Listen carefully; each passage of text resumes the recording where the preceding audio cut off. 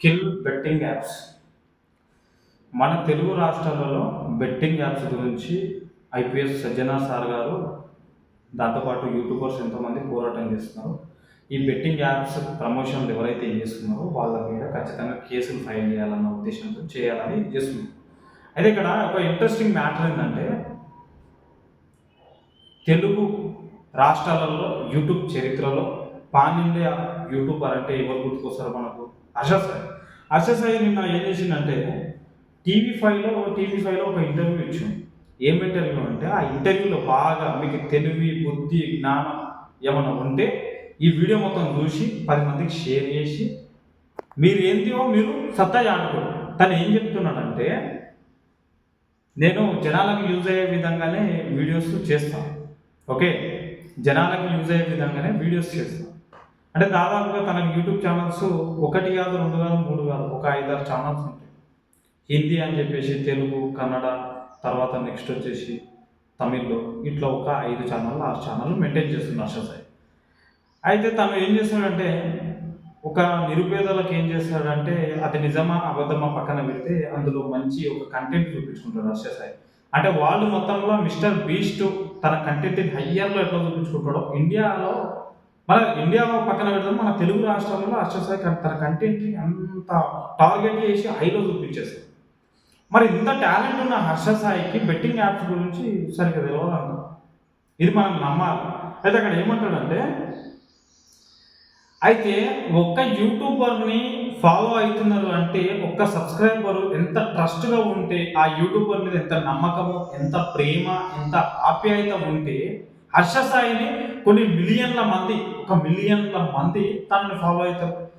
తెలుగు యూట్యూబ్లో just Harsha Sai for you అని Telugu YouTube ఛానల్కి 10 మిలియన్ అంటే దాదాపు 1 కోటి మంది సబ్స్క్రైబర్స్ ఉంటుంది దానికి. అవునా? 1 కోటి మంది సబ్స్క్రైబర్స్ అంటే దాదాపు 10 మిలియన్ అంటే సారీ ఒక 10 లక్షల అంతే, 1 కోటి మంది తనని ఫాలో అవుతారు.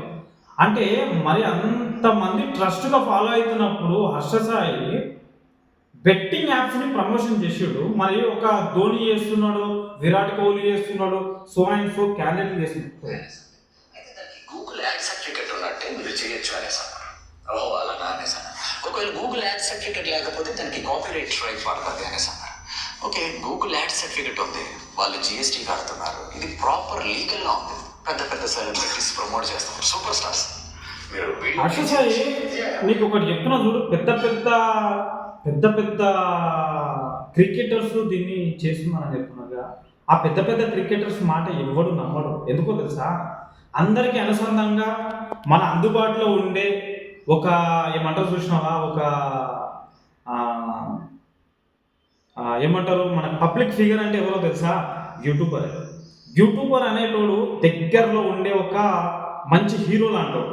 అంటే వాడు చెప్తే చాలా ఈజీగా మన ఇంటోడికి చెప్తున్నాడుగా అని చెప్పేసి ఈజీగా నమ్మేస్తాం. ఇప్పుడు ఎవడో చెప్పేదానికన్నా ఇప్పుడు ధోని చెప్తాడు, యాడ్ చేసుకుంటూ వెళ్ళిపోతాడు, మనం దాన్ని స్కిప్ చేసుకుంటాము, దాన్ని నథింగ్ పెద్ద పట్టించుకోము. కానీ ఒక యూట్యూబర్ చేస్తే ఖచ్చితంగా నమ్ముతారు. అది నీకు తెలుసు, సబ్స్క్రైబర్స్కి తెలుసు, అందరికీ తెలుసు, మనందరికీ తెలుసు. అంటే నువ్వేమంటున్నావు అంటే, నేను వాళ్ళందరూ చేసిరు, వాళ్ళందరూ అప్రూవల్ అయ్యారు, అది ఇది అని చెప్పేసి నువ్వు అంటున్నావు. సరే, యాక్చువల్గా గేమ్ అనేది, యాప్స్ అనేది లైవ్లో జరిగే అప్పటిదప్పుడు గేమ్స్, దానికి పర్మిషన్స్ ఉంటాయి. ఈ పనికి మాలిన రమ్మి యాప్ కంప్యూటర్లో సెట్టింగ్ చేశారంటే మరి నీకు అంత తెలియదు అని చెప్పి నువ్వు చూసినావా? నీకు తెలియందే ఇంత కంటెంట్ని తెలుగు రాష్ట్రాల నుంచి నువ్వు తీసుకొని పోయి హిందీలోకి, హిందీ నుంచి తమిళ్కి, తమిళ్ తీసుకొని మలయాళానికి, ఇట్లా నువ్వు కంటెంట్లో ఇన్ని వీడియోలు చేసినావు చూసినావా? నీకు తెలియదంటే ఇప్పుడు ఎవరు నమ్ముతున్నాడు? ఇలా నీకు ఆల్రెడీ అన్నీ తెలుసు.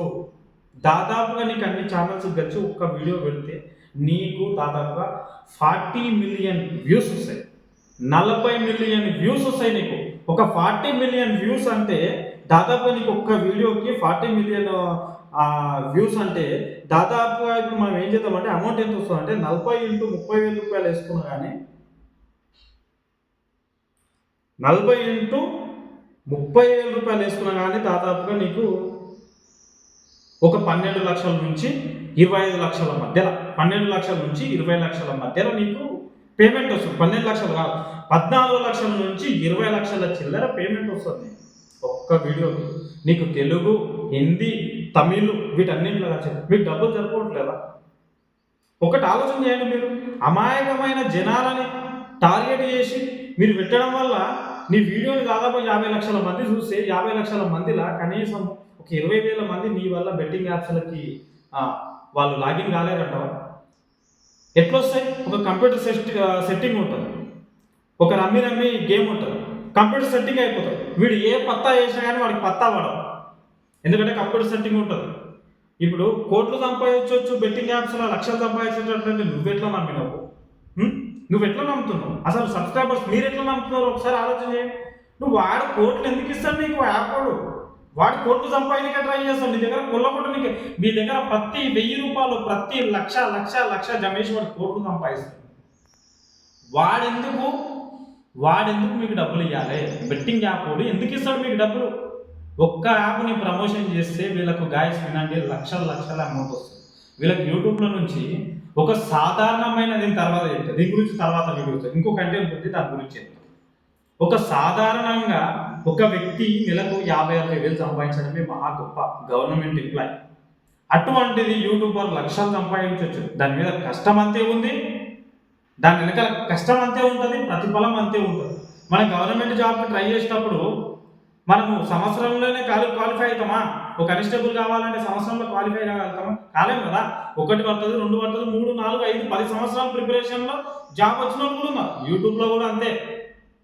డబ్బులు రావాలంటే సంవత్సరంలో ఏదో వీడియోలు తీసి పెట్టినంత ఈజీ కాదు, వస్తాయి, టైం పడుతుంది. దేనికన్నా పేషెన్స్ చాలా ఇంపార్టెంట్. బెట్టింగ్ యాప్స్ అనేది చాలా ఈజీ. ఒక్క వీడియోలా 10 నిమిషాల వీడియోలా ఒక జస్ట్ 35 సెకండ్స్ వీడియో చేసేస్తాం. సో మీరు టెలిగ్రామ్లో రండి, మీకు లింక్ మేము ఫార్వర్డ్ చేస్తాం. మీరు లక్షలు సంపాదించండి, కమాయించండి, నాలుగు కార్లో తిరగండి, ఏసీ రూమ్లలో వండండి, పిల్లల పక్కన పోయి వండండి. ఏంటివే ఎన్ని కథలు? కాకపోతే ఎవరు సంపాదిస్తాడు మీరు డబ్బులు? చిల్లర వ్యాపారం కాకపోతే ఎవరైనా డబ్బులు సంపాదిస్తాడా? ఏం సంపాదిస్తున్నారు? సొసైటీకి ఏమి ఇస్తున్నారు? నేను నమ్మి వస్తే సొసైటీకి ఇదే మీరు చేసేది. చిల్లర వ్యాపారం కాబట్టి ఇప్పటికీ బంద్ చేసుకోవాలి. చేసిన తప్పును ఖచ్చితంగా ఒప్పుకోవాలి. మీ వల్ల అమాయకమైన జనాలు స్ట్రగుల్స్ అవుతున్నారు. రాత్రిపూట కనీసం తినే తిండి ఒక ముద్ద కూడా తినలేకపోతున్నారు. అదొకటి గుర్తుపెట్టుకోవాలి. వాళ్ళ అమ్మా నాన్నలని వాళ్ళ పిల్లల్ని వదిలి వాళ్ళు సూసైడ్ చేసుకొని చచ్చిపోతున్నారు. 10ల సంఖ్యలా అని చెప్పారు యూట్యూబ్లో. 10ల సంఖ్యలుగా చచ్చిపోయింది 100ల సంఖ్యలో చచ్చిపోయారు. ఎవ్వరికి తెలియదు వాళ్ళు ఎట్లా చచ్చిపోయారు కూడా తెలియదు.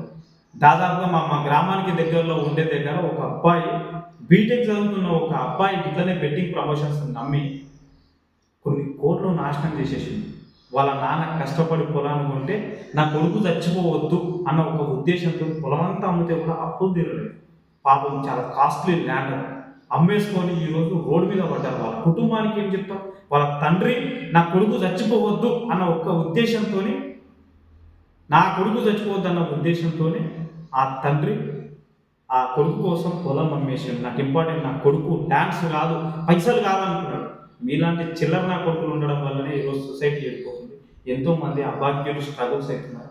Kill betting apps guys. ఇటువంటి వాళ్ళని ఫాలో కాకుండా చెప్తున్నా, జాగ్రత్తగా ఉండాలి.